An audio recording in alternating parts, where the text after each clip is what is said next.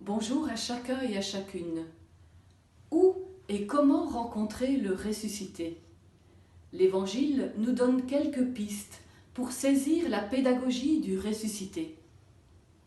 Après l'événement de Pâques, Pierre et les disciples n'ont pas pris la mesure tout de suite de ce qui s'était passé. Ils ont quitté Jérusalem désemparés, désabusés, perplexes. Ils sont revenus à leurs occupations habituelles de pêcheurs. C'est dans l'humble quotidien de notre vie d'étudiants, d'enseignants, de travailleurs que le ressuscité vient à notre rencontre. Don Bosco et Marie-Dominique, nos fondateurs, avaient bien perçu l'importance de ce quotidien.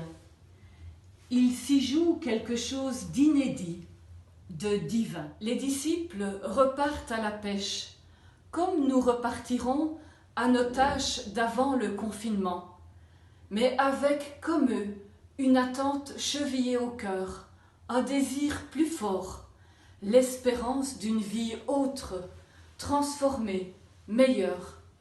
La situation que nous vivons a mis en lumière un désir fort. Et au bout d'une longue nuit de pêche, pas de poisson, le vide, le manque, rien. Toutefois, au petit matin, de leur bateau, ils aperçoivent quelqu'un, assis sur le rivage d'où ils sont partis. Ils ne savent pas qui c'est. Une voix affectueuse les interpelle. Ils n'ont plus rien à perdre. Et malgré la fatigue de la nuit, ils l'écoutent. Avec persévérance, la persévérance du désir et de l'attente, à l'appel de cette voix, ils se risquent dans ce qui leur semble impossible. Ils jettent les filets à droite et tout bascule. Le filet se remplit de poissons. Ces poissons, qui vraisemblablement étaient dans la mer, invisibles et insaisissables, tout à coup deviennent visibles. Parmi les disciples qui étaient sur le bateau, il y en a un qui ne s'y trompe pas, le disciple bien-aimé. Il s'écrie « C'est le Seigneur ». Cette reconnaissance est un acte de foi.